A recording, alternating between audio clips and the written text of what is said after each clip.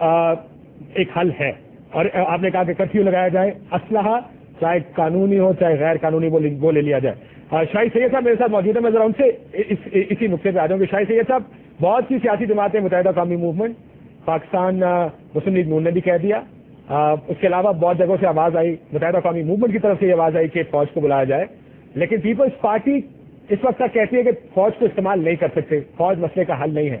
اب تو Peoples party کے اندر سے بھی آوازیں آ رہی ہیں کہ فوج اس مسئلے کا اکلوتا حل اگر کچھ ہے تو وہ فوج کے ذریعے ہی ہے۔ آپ اب کیا سوچتے ہیں، جتنا خراب مسئلہ ہو گیا ہے، کیا واقعی صرف فوج ہی حل رہ گیا اس مسئلے کا؟ کیونکہ فوجی آپریشن ہم صدیوں سے سنتے آئے کہ فوج تو کسی مسئلے کا حل نہیں ہوتا۔ قاضی صاحب آپ کا شکریہ۔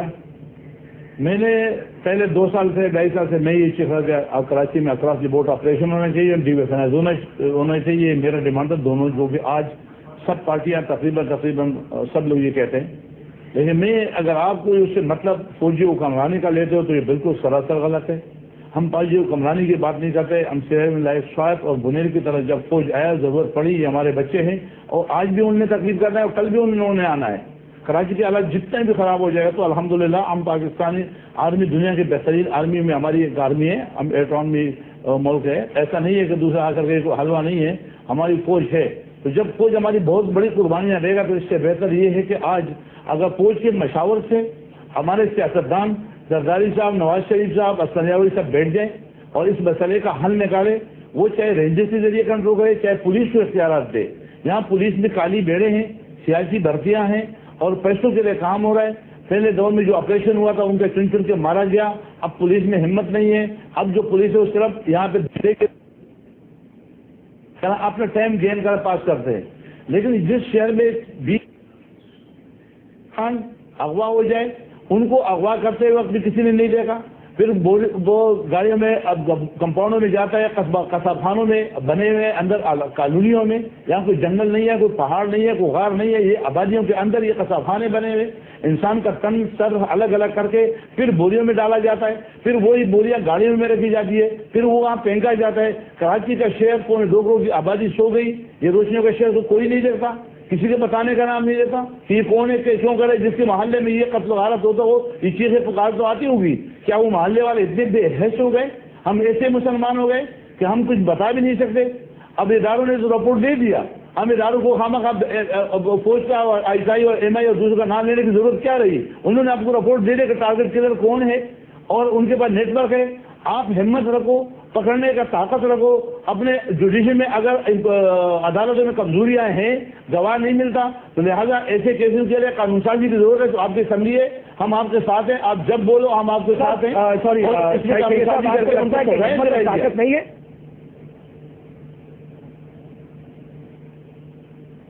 ہمت اور طاقت نہیں ہے ریاست میں۔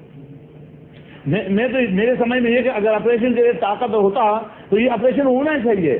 میں بار بار کہتا ہوں کہ مصلحت میں اور بے غیرتی میں معمولی فرق ہے۔ وہ مت جو وزارتوں پہ جو پیسوں پہ پوسٹنگ ٹرانسفر بھلے کرو، مجھے کوئی اعتراض نہیں ہے، لیکن خدا نہ جب ایک انسان کی قتل کی اگر کوئی مصلحت کرے گا تو اس سے زیادہ ظالم کوئی نہیں ہے، جس کو پتہ ہے کہ یہ بندہ قاتل ہے، اس نے قتل کیا اور قتل کرتے رہے گا، اور پھر بھی میں مصلحت کروں گا تو مجھ سے زیادہ ظالم اور دنیا میں ہو ہی نہیں سکتا۔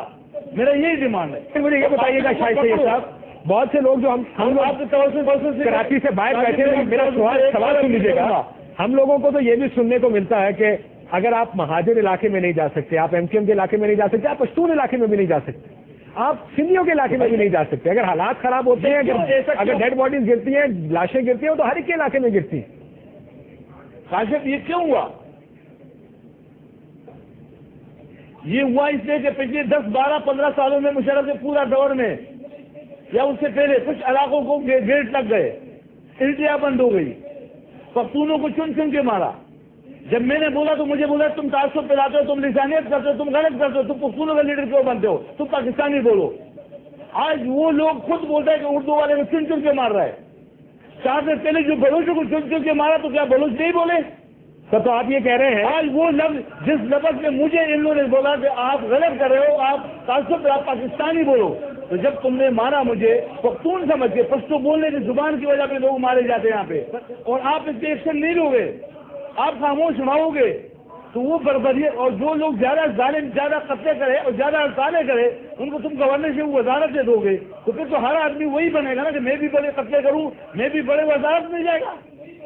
آپ کا پیمانہ کیا ہے روز چلانے کا؟ تو آپ کا انصاف کیا ہے؟ آپ کس کو کریڈٹ دیتے ہو؟ آپ اچھا کس کو کہتے ہو؟ جو زیادہ قتل کرے اس کو اچھا کہتے ہو تو ہر آدمی اچھا بنے گا. بالکل ٹھیک. تو جو زیادہ قاتل کو سزا دو گے. میرا ایک سوال ابھی آپ کے پاس ہوگا جو میں آپ کے پاس لے کر آتا ہوں. شاید سے میں آتا ہوں آپ کے پاس یہ سوال لے کر.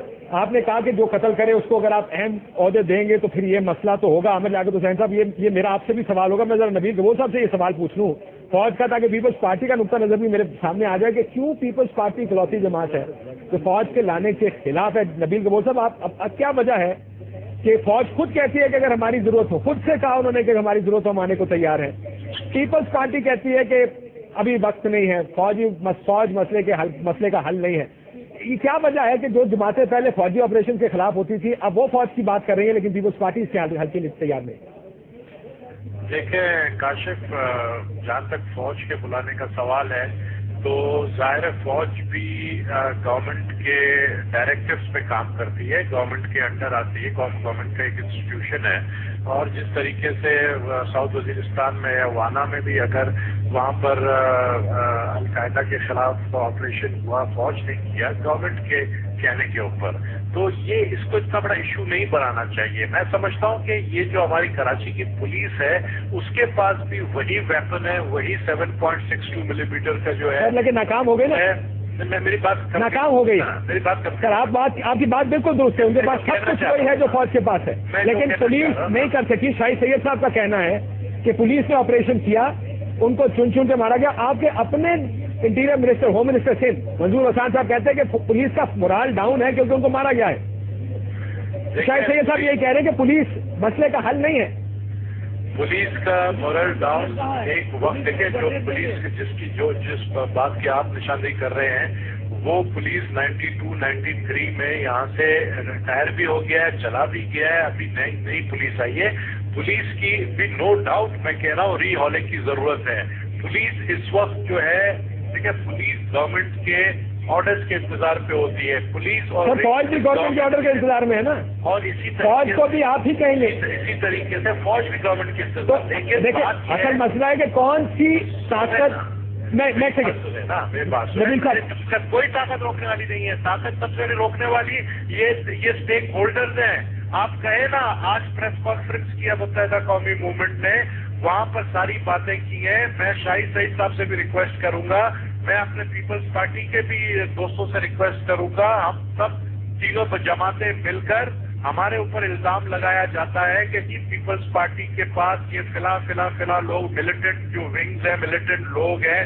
ہم کہتے ہیں کہ ایم کیو ایم کے پاس جو کرمنل ایلیمنٹس ہیں, ایم کیو والے کہتے ہیں اے ایف پی کے پاس جو یہ فلاں لوگ ہیں, بلکہ انہوں نے تو ایم کیو ایم نے خود لسٹ ایک نیشنل اسمبلی میں دی ہے.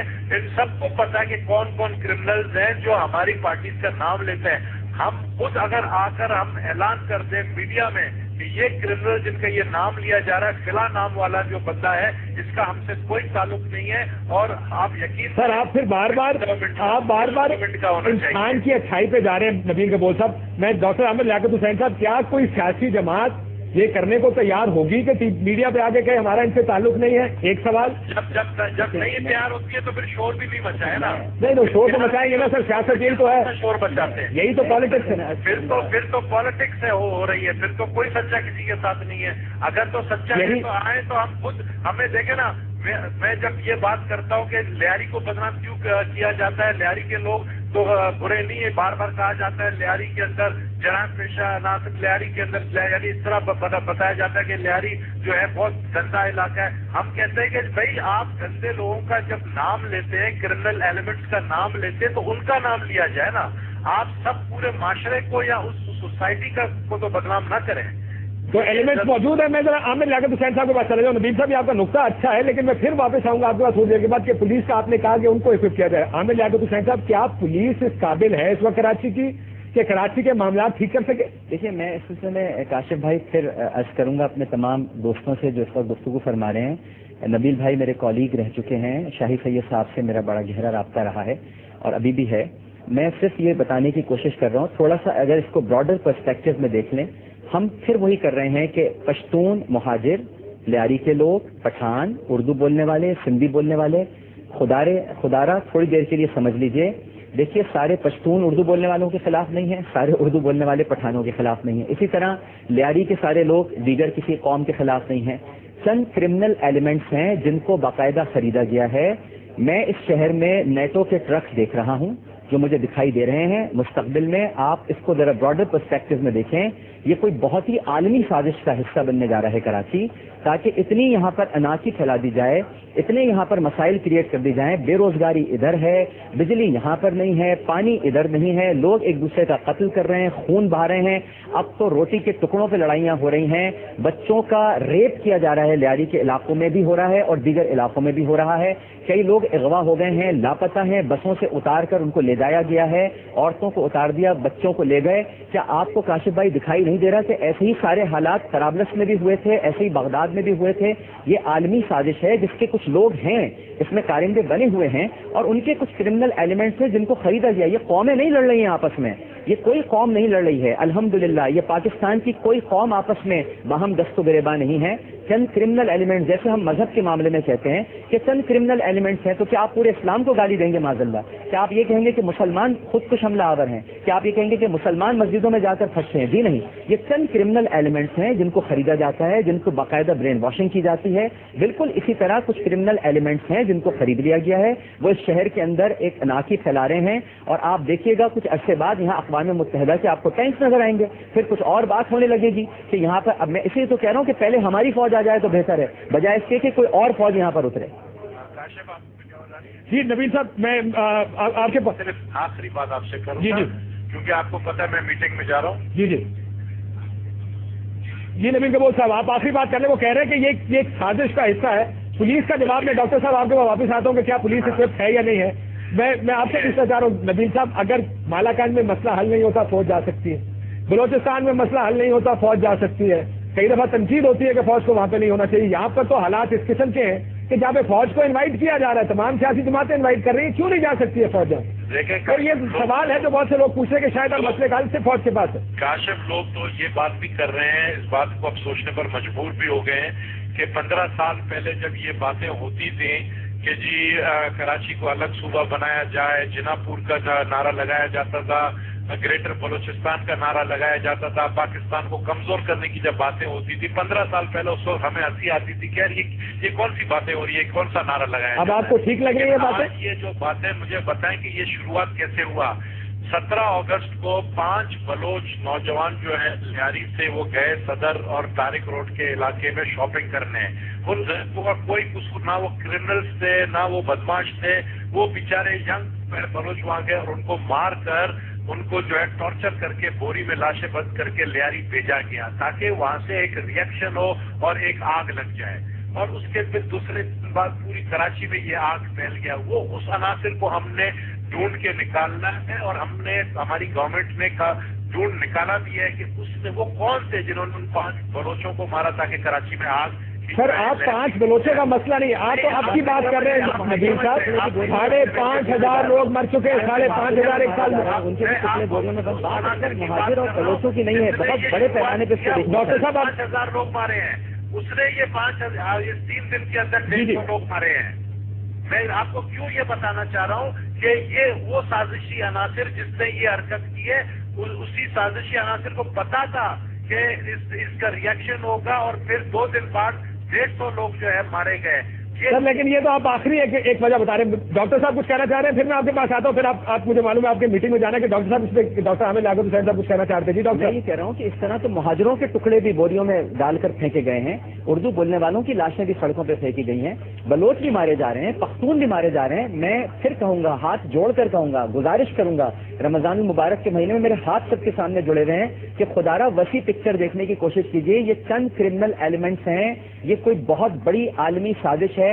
میں رہوں یا نہ رہوں، یا مجھے یہاں پر کوئی مار دے کل یا میں یہاں زندہ نہ رہوں، لیکن یہ بات یاد رکھیے گا کہ یہ ایک انتہائی انٹرنیشنل کانسپریسی ہے جس کے تحت پورے پاکستان کو ڈی اسٹیبلائز کیا جا رہا ہے۔ اب آپ بتائیے کراچی میں واقع ہوا، اچانک ہی ایک جمعے کو جمرود میں غونڈی کے علاقے میں 50 نمازی مار دیے، چاروں طرف ڈی اسٹیبلائزیشن ہے۔ کسی طرح سے پاکستان کو یہ دکھایا جائے پوری دنیا کے سامنے یہ ملک نہیں چل سکتا، اس کے ایٹمی اثاثوں پہ بھی قبضہ کر لو، اس کی حکومت پہ بھی قبضہ کر لو، اس میں بھی داخل ہو جاؤ، سارے ٹینکس یہاں پر نظر آئیں گے آپ کو، غیر ملکی افواج، پھر کیا کریں گے؟ ایک نقطہ جو میرا آپ سے ساروں سے یہ سوال ہوگا کہ جب ہم ٹی وی پر فوٹیج دیکھتے ہیں فائرنگ کی اور دنگے فساد کی، آپ کو نظر آتا ہے کہ ایک اس طرف لوگ سر عام بندوق لے کے کھڑے ہیں، دوسری طرف فائرنگ کر رہے ہیں، دوسری طرف سے فائرنگ اس طرف ہو رہی ہے۔ اب یہ کرمنل ایلیمنٹ تو نہیں ہے، بہت سے لوگ کہتے ہیں تو سیاسی ایلیمنٹ ہے۔